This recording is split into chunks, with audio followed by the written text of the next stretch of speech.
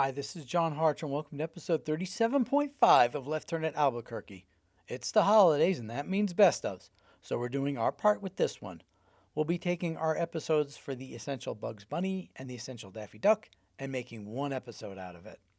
I knew I should have made a left turn at Albuquerque. I knew I should have taken that left turn at Albuquerque. I knew I should have taken that left turn at Albuquerque. I should have turned left at Albuquerque. The main reason I'm doing this is to make a handy-dandy single episode for the Golden Collections playlist to go after the Academy Awards collection. I thought about putting episodes 12 and 13 at the end, but there's a lot of extra stuff in there that doesn't belong with the Goldens. So I'll be taking out things like the So What's Left and the alternative Blu-ray listings, plus a couple other trims and redubs. But in addition, we'll be doing a little retrospective at the end of it to see how far we've come. So with all that out of the way, let's get going. The Essential Bugs Bunny came out on October 12, 2010. Disc 1 has 12 cartoons, all of which had been previously released on the Golden Collections with one notable exception, and later all of them got an HD upgrade on the Platinum sets. Also, all of these ended up on the Bugs Bunny 80th set, which makes sense since that was ostensibly an upgrade for this collection. Since we talk about all these, I'll just mention them, put up the title card, and explain briefly why they're here. Elmer's Candid Camera from Golden Collection Volume 1 and later Platinum Collection Volume 2, directed by Chuck Jones, moving out of his Disney phase. As we've talked about, this is the bunny cartoon just before Wild Hare. It's not quite Bugs, but it's close. He's got the coloring like the Harum Scarum rabbit and the attitude of the later bunny, but not the voice. Elmer is also morphing away from Egghead and towards the character we know. Wild Hare was from the Academy Award collection and later Platinum Collection Volume 2, directed by Fred Tex Avery. This was a given, especially at the time this was released. It hadn't appeared on the Looney Tunes collection, only the previously mentioned Academy Awards collection. The Old Gray Hare from Golden Collection Volume 5 and later Platinum Collection Volume 1, directed by Bob Clampett. A tune by Clampett had to be included. I guess this one's as good as any of the other ones. Baseball Bugs from Golden Collection Volume 1 and later Platinum Collection Volume 1, directed by Fritz Freeling. This one is just undeniably popular with the powers that be, since it was on both the Golden and Platinum Collection Volume 1s. It was in constant rotation on Cartoon Network and is still on Boomerang. Hair Raising Hare from Golden Collection Volume 1 and later Platinum Collection Volume 3, directed by Chuck Jones. I guess the first appearance of the monster that would become Gossamer is the main selling point, as well as a good one showing how bugs can overcome anything. Haredevil Hare from Golden Collection Volume 1 and later Platinum Collection Volume 1, directed by Chuck Jones. This was the first Marvin, though not with his later voice. 8-Ball Bunny from Golden Collection Volume 4 and later Platinum Collection Volume 1, directed by Chuck Jones. Undeniably a great tune. Rabbit of Seville from Golden Collection Volume 1 and later Platinum Collection Volume 1, directed by Chuck Jones. The precursor to What's Opera Doc, it's almost as good on its own. Rabbit Fire from Golden Collection Volume 1 and later Platinum Collection Volume 2, directed by, guess who? Chuck Jones. You had to have one of the trilogy on here, so this is a perfect choice. Showbiz Bugs from Golden Collection Volume 2 and later Platinum Collection Volume 2, directed by Fritz Freeling. Hey, break up the Chucks. The quintessential Bugs and Daffy rivalry cartoon, not done by Chuck Jones. Nighty Night Bugs from Golden Collection Volume 4 and later Platinum Collection Volume 3, directed by Fritz Freeling. The only Bugs Bunny to win an Oscar was a must. That this is the only Bugs Yosemite Sam cartoon on here is a shame. At least one more should have been included. And the final cartoon is What's Opera Doc from Golden Collection Volume 2 and later Platinum Collection Volume 1, directed by Chuck Jones. Considering it's often listed as the greatest 7-minute cartoon ever, you knew it was going to be on here. Now, Disc 2 contains an eclectic collection of later specials and shorts. First is Bugs' segment with Doris Day and Jack Carson from the movie My Dream Is Yours. How they got two adults to put on bunny outfits and sing goofy lyrics to a Franz Liszt rhapsody. You know which one. Wash wherever dirt appears and don't forget behind your ears. Get your shirt and get your pants, you haven't got another chance. Get your coat and get your hat and get your blue and white cravat.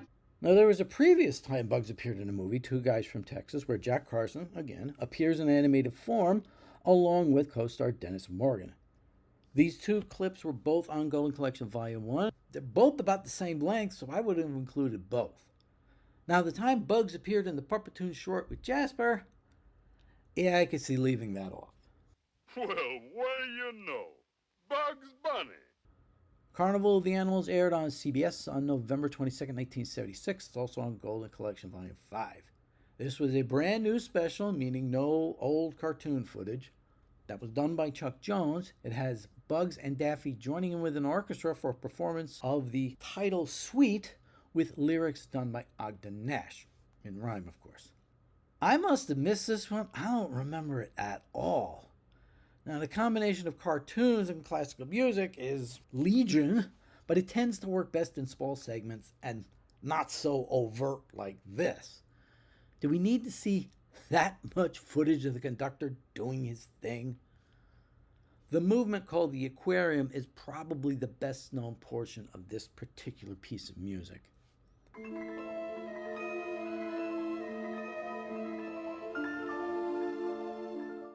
How Bugs Bunny Won the West aired on November 15th, 1978. It's a compilation special from CBS hosted by Denver Pyle.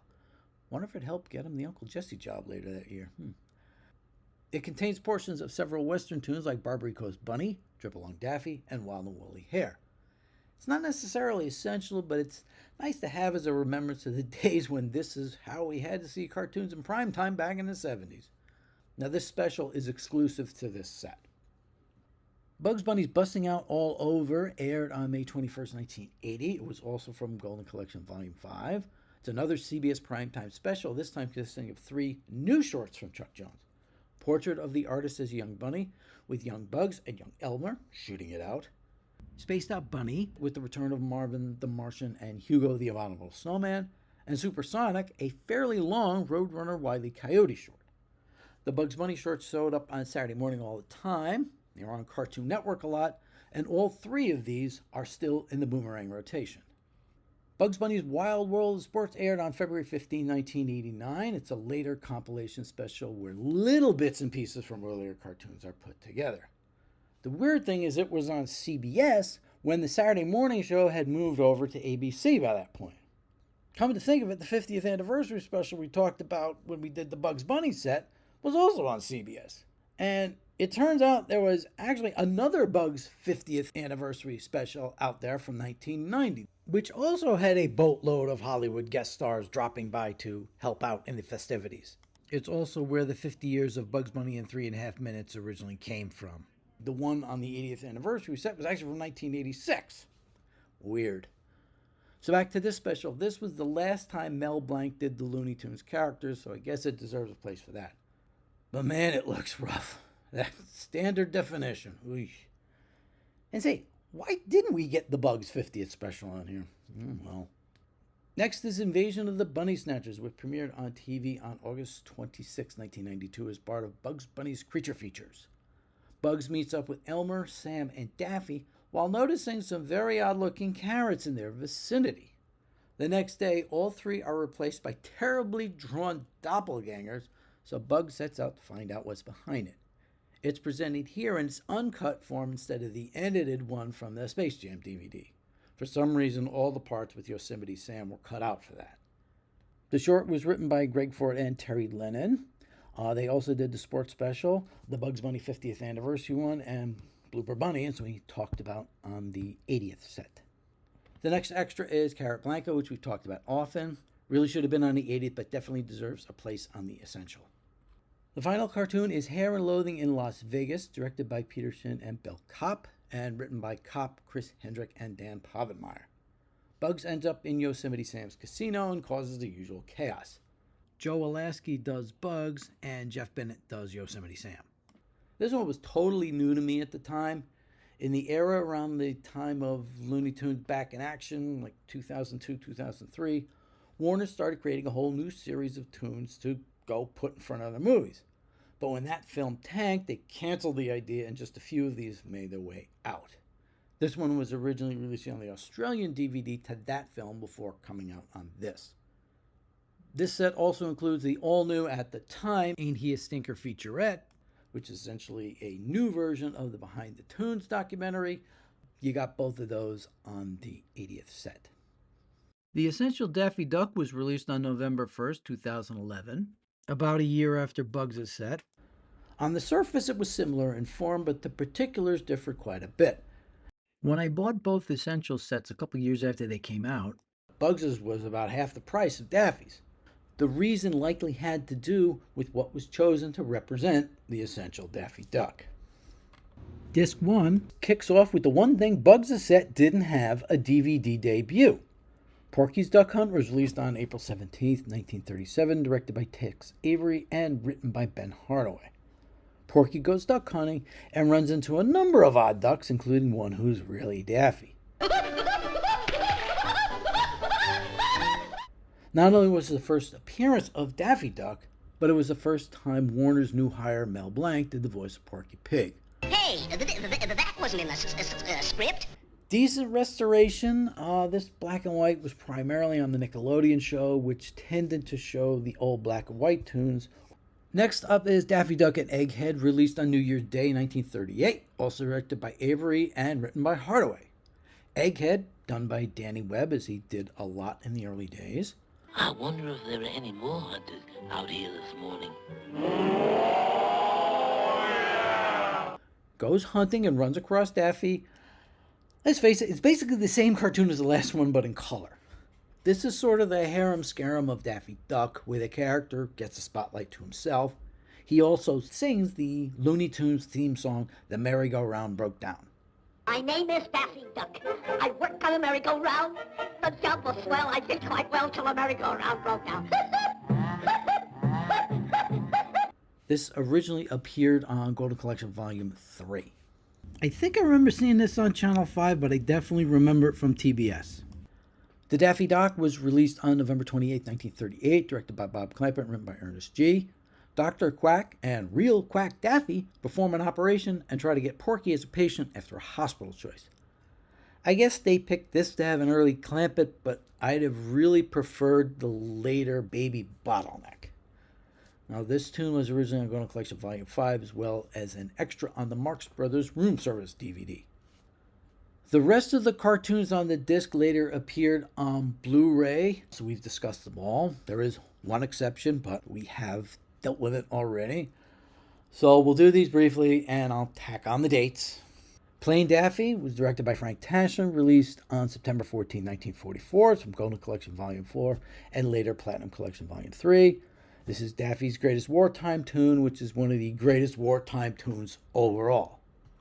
The Great Piggy Bank Robbery was directed by Bob Clampett, released on July 20th, 1946, originally on Golden Collection Volume 2 and later Platinum Collection Volume 1. This is one of Bob's all-time bests, which makes it one of Daffy's all-time bests. Nasty Quacks from December 1st, 1945, originally on the Daffy Duck Superstars Frustrated Fowl Collection and later on Platinum Collection Volume 3. This is one of the ones directed by Frank Tashlin. Doesn't have any credit on the cartoons because he left the studio by that point. I suppose they included this one to show how much of a nudge Daffy can be. I think Pest in the House with Daffy as the bellboy and Elmer Fudd's Hotel that we did in Platinum Collection Volume 1. It's kind of much better at showing that. Book Review, released on January 5th, 1946 from Golden Collection Volume 2 and later Platinum Collection Volume 2. Another one directed by Clampett. Daffy shows up about halfway through this and immediately takes over the cartoon with his Danny Kaye impersonation. Duck-a-Muck was released on February 28, 1953 from Golden Collection Volume 1 and later Platinum Collection Volume 1, directed by Chuck Jones. What's Opera Doc is to Bugs Bunny, Duck-a-Muck is to Daffy Duck. This defines essential Daffy Duck. Next is Duck Dodgers in the 24th and a half century from July 25th, 1953, also from Golden Collection Volume 1 and Platinum Collection Volume 1 by Jones. Or maybe this is the one that's like What's Opera Doc. This is a great one too, no argument that this is essential. The Scarlet Pumpernickel was released on March 4th, 1950. This is the trifecta for Golden Collection and Platinum Collection Volume 1 and Chuck Jones. Or is this the one that's like What's Opera Doc? Well, okay, it's not quite up to the level of the other two, but it's an all-star cast with Daffy at the lead. Wait a minute. Shouldn't this one be before Duck-a-Muck? Why are so many of these out of order? Anyway, My Little Duckaroo was released on November 27th, 1954. Hey, Jimi Hendrix's 12th birthday. It's from Golden Collection Volume 6 and later Platinum Collection Volume 2. It's by Chuck Jones. This probably should have been Drip Along Daffy, which is kind of the prelude to this. I think I know why they might have picked this one. We'll discuss it in a little bit. And for completeness sake, Drip Along Daffy was released on November 17th, 1951. Next is A Star Is Born by Friz Freleng, originally on Golden Collection number 5. Since they took the really good Freleng Bugs Daffy team up on Bugs' Essential set, they picked this one from the year before for Daffy's.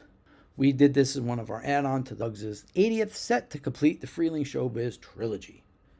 Deduce You Say was released on September 29, 1956, 2 weeks after the last cartoon. It's from Golden Collection Volume 1 and later Platinum Collection Volume 1, directed by Chuck Jones. This is one of the ones where Daffy plays a character. Alibaba Bunny was originally on Golden Collection Volume 5 and later Platinum Collection Volume 2, directed by Chuck Jones. So instead of doing another of the Rabbit Duck trilogy, they go for this Bugs and Daffy team up. I'm fine with the choice, but I also would have included rabbit seasoning.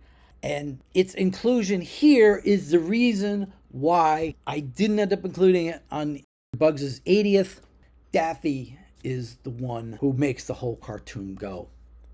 Last one on the disc is Robin Hood Daffy, released on March 8th, 1958, Golden Collection Volume 3, and later Platinum Collection Volume 1 by Chuck Jones. This is really Daffy's last great masterpiece. Now, oddly enough, Disc 2 is a very Duck Dodger-centric disc, so let me do first the two specials that are on as special features. They both came out in 1980. For a brief time in the late 70s and early 80s, NBC got in on the Looney Tunes action, which up until then just went back and forth between ABC and CBS. They were able to get a hold of the DePatie, Freleng, Daffy, and Speedies. Maybe they got a few of the others with the two characters, but I mainly remember the late 60s ones. Smack in the middle of that run, they aired this special with Daffy, Daffy Duck's Easter Egg Excitement, aired on April 1st on NBC. This one was done by DePatie Freleng, and it shows. It's an odd mix of Looney Tunes and a Pink Panther short in the three cartoons that make up this special. The Yoke's on You with Daffy, Sylvester, and Foghorn Leghorn, Miss Prissy showing up. The Chocolate Chase with Daffy and Speedy, and Daffy Flies North, guest starring the horse from those Pink Panther cartoons. Now, the first and third ones are in the Boomerang rotation currently, but not the middle one. Poor Speedy. However, MeTV does show the Chocolate Chase on its own. Honestly, it's better than a lot of the 60s Daffy and Speedy ones. The other special is Daffy Duck's Thanks for Giving special that aired on November 20th. This one was back on CBS. When I said it's a very Duck Dodger-centric disc, I'm not kidding. You'll see in a bit. This Thanksgiving special by Chuck Jones is all about Daffy trying to get JL to let him make a sequel to the original Duck Dodgers. It has bits from the Scarlet Pumpernickel, Robin Hood Daffy, and Drip Along Daffy, which means it really would have been excused not to have this on disc 1. But anyway. It also includes His Better Half, a not frequently shown tune at the time. It wasn't released on home video. It's here almost in its entirety. This is one we finally got in Collection Choice Volume 1, so we've talked about it already. The special ends with, yes, the sequel to Duck Dodgers. Now, when it's shown as a tune on its own, it's another one in fairly regular cable rotation. They cut out everything with Marvin the Martian in a straitjacket and attempting to nuke the Earth. I guess that's what you got to do. Okay, now to the other stuff. The Duckstercist was interestingly released exactly 7 years after the special, November 20th, 1987, written and directed by Greg Ford and Terry Lennon. I guess this is among the earliest ones they did. After almost 20 years, Daffy stars in his own short once again, this time playing a Ghostbusters-type guy, trying to get rid of the ghost in a possessed woman duck. It's actually kind of freaky. Night of the Living Duck is from almost exactly a year later, November 24, 1988, also written and directed by Ford and Lennon. Daffy ends up performing in front of all the most famous monsters in Hollywood and singing like Mel Torme. Mi, mi, mi, mi, mi, mi, mi, do, re, mi, fa, sol, la, ti, do. A follow-up tune to The Duckstercist that turned out to be the last Looney Tunes short that Mel Blanc did the voices for. These last two were edited into the feature film Daffy Duck's Quackbusters. Next up is Duck Dodgers Jr. from 1992 with a segment from the Plucky Duck Show from the Tiny Toons universe. To be honest, I don't know if we actually needed this. Superior Duck was released on August 23, 1996 in front of the film Carpool. a follow-up to both Super Duck and Duck Dodgers. We did this back in episode 3.5, since it was included on the bonus disc of Platinum Collection Volume 1. Chuck Jones injects a lot of fun into this, so I'm glad they included it. Duck Dodgers, An Attack of the Drones is from 2004, directed by Rich Moore and written by Eric Kaplan. Duck Dodgers does Star Wars. A pretty spot-on riff of episode 2 with a nod to the Marx Brothers. Much like Hair and Loathing on the Bugs Bunny disc, I didn't even know this existed. It was part of that series of cartoons Warner's canceled after the failure of Back in Action. And like Hair and Loathing, it ended up getting released as an extra on the Australian Back in Action DVD. Next is an episode of the Duck Dodgers TV show that ran for 3 years from 2003 to 2005. In the Green Loon Turn, Daffy ends up picking up the wrong suit from the cleaners, along with that green ring. He ends up becoming one of the Corps battling Sinestro. Now, I never watched the show when it was in heavy rotation on Cartoon Network and later Boomerang. It seems pretty inventive, so I'm glad they included this episode. Last up is Daffy Duck for President from 2004, directed by Spike Brent and Tony Servais, with story by Chuck Jones. Daffy decides to run for the White House, so Bugs gives him a quick rundown of what the whole process is about. Pretty much a straight-up civics lesson. I honestly wish they'd show this one a little more. It's okay. So this officially brings a close to our extended Season 2 and our overview of the currently released Looney Tunes collections on DVD and Blu-ray. It's taken us 42 episodes in between the Goldens, the Platinums, the Superstars, the Bugs 80th set, Porky Pig 101, and the Collector's Choice and Vault series. We've done well over 700 of the 1,000 Warner's cartoons. I mean, I need to work out the exact number. And now we know there's at least 26 more to come. I mean, that's a lot. Now, there was a viewer request that we should, take a look back at our early days to see how far we've come. So let's just take a quick look here back at our very first episode. It still gets a few views, a couple times a month. So people do go back to the beginning. But here's how it opened. Hi, this is John Harcher, and welcome to the premiere of Left Turn at Albuquerque. Oh man, listen to that sound. And availability on home video. And take a look, our first tune was Beanstalk Bunny. The disc leads off with Beanstalk Bunny from 1955, directed by Chuck Jones and written by Michael Maltese. Daffy Duck is Jack, and Bugs is along for the ride as they climb up the beanstalk to the clouds in Giant Elmer Fudd's castle. Apart from the release dates, we pretty much stuck with this template right here, so not bad. So that was our look back. Now here's a look forward. Quick editorial on the whole Warner Brothers situation. I mean, if you look at how many times Warner's has been sold over the years, I mean, just in my adult lifetime, it's been, Turner bought them. Then they teamed up with AOL. I think actually Time Warner was before that because the original name at one point was Time Warner AOL. Then you had the AT&T. Now you had Discovery, and now it's going to be either Paramount or Netflix. As far as how that's going to react to physical media, neither of them don't seem to be too enthusiastic about it. My choice would have been Paramount, but only because it would have given George a chance to get a hold of the Paramount library. I mean, wouldn't it be great to have Rio Bravo and El Dorado in one 4K set? Or how about some of the old Cecil B. DeMille films, because he worked at Paramount. Love to have George take a crack at those, but, Warner's has come through over the years, over and over. Somehow they've survived with putting out physical media. Somehow, I just have a feeling we're still going to be getting them. They may not be at the level we have, whether or not we get to the, resolution of the Left Turn at Albuquerque challenge in 2030. I don't know.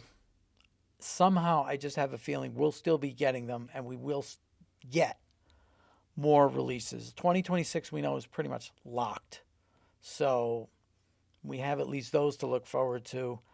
I mean, it's a revenue stream. It doesn't make any sense to hide it away unless you're, playing a multi-billion-dollar game of keep away, which these days may be all that's some people are looking to do. Just make sure that Disney or Universal doesn't get a hold of it. I don't know if that makes sense. It's better to, continue to have a revenue stream. And I mean, if Warner Archives is able to put out these films from the 30s, 40s, and 50s on a continual basis, month after month after month, let alone what's going on with the cartoons, with the Weigel deal with MeTV Tunes, basically feeding money in to do these things that they could afford to sell Huckleberry Hound for like, 70 or 80 bucks and Tom and Jerry for now under 60, why mess that up? But, it's kind of over our heads. But somehow I have a feeling we're going to keep seeing these releases going forward. I mean, they have to be making money on it, or else how would we get this? In January, Warner Archives will be releasing the new Fred and Barney show on Blu-ray. Now, the interesting thing is a lot of people don't seem to have been aware the show ever existed. I mean, I watched it when I was watching Saturday morning cartoons in 1979. It was on NBC. It was the first show that Henry Corden did Fred Flintstone in. He had done a couple of specials before that. It was a combination show. At first, they combined it with The Thing, Thing Ring, Do Your Thing. And then later on with the Shmoo, or as me and my buddy David said, the old Shmoo. And the new Shmoo. I don't know why they changed the voice in the middle of that. The problem is The Thing and the Shmoo are both owned by other companies, so they can't release them right now. So it's just the Fred and Barney episodes. It's the next iteration of the franchise at that point. Now, also got to give a shout out to Universal. They're releasing their second volume of their Woody Woodpecker collection. Golden Age collection. Where did that name come from? There's no real rhyme or reason to this. It's like there's some Woody Woodpeckers on here. There's some Andy Pandas and a couple other Walter Lances. It's not quite the, comprehensive look at Woody we kind of really need, but it's nice that they finally followed up volume 1 at some point. Here's hoping they get around to figuring out how to do something a little more comprehensive. So we'll start off in the new year and tackle the Tom and Jerry Golden Age anthology. That'll take us through about 5 episodes. I'm planning 1 on Gene Deitch and likely 2 on Chuck Jones. Since we now know the Collector's Vault Volume 2 will be coming out on March 24th, what I'm going to shoot for, hopefully, is to get all 5 of the Tom and Jerry Golden Age anthology episodes done. We'll take a break, do the Collector's Vault discs, and then move on to Gene Deitch and Chuck Jones. Fingers crossed. But thanks everyone for watching. It's been really great these last 2+ years, and now we've got something else to look forward to in year 3. Next time it's on to Tom and Jerry with a look at the new Golden Age anthology and all 114 Hanna-Barbera directed shorts, plus a few extras. I'm John Harcher. Thanks for watching, and Happy New Year.